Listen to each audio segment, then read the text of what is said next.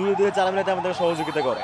আপনারা জানেন, যখন থেকে ঢাকা বিশ্ববিদ্যালয়ে ডাকসুর আলাপ উঠেছে তখন থেকে একটা গোষ্ঠী তারা নানাভাবে চেষ্টা করেছে ডাকসু নির্বাচন যাতে না হয়, বা হইলেও আরও দেরি করে হয়। আপনারা জানেন সেই মহল কারা, আমি নাম বলছি না, আপনারা খুব ভালো মতোই জানেন। সো তাদের অনেকগুলো ষড়যন্ত্র ছিল, বিভিন্নভাবে ঝামেলা সৃষ্টি করে।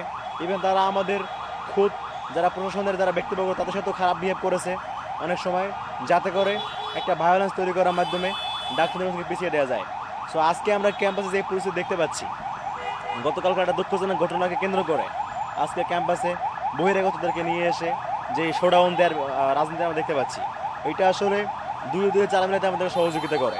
যেটা হইতে পারে ডাকসু নির্বাচনকে আবারও নতুন করে পিছিয়ে দেওয়ার একটা ষড়যন্ত্র। সো আমরা সাধারণ শিক্ষার্থীরা এই ধরনের ন্যাক্কারজনক ঘটনার, এই ধরনের ক্যাম্পাসের নিরাপদ পরিবেশ বিনষ্ট করার পেছনের যেই ষড়যন্ত্র, সেই ষড়যন্ত্রের বিরুদ্ধে আমরা সজাগ আছি এবং আমরা যৌক্তিক পন্থায়, আমাদের যে নিয়মতান্ত্রিক পন্থায় যে আন্দোলন করার মাধ্যমে দাবি আদায় করা যায় সে বিষয়ে আমরা সচেষ্ট আছি। এবং আপনারা জানেন যে ঘটনা ঘটেছে সোহরাওয়ার্দী উদ্যানে, যেটা ক্যাম্পাসের ভেতরে না। সুতরাং আমাদের ঢাবি প্রশাসন সেখানে আসলে আইনত দায় নাই।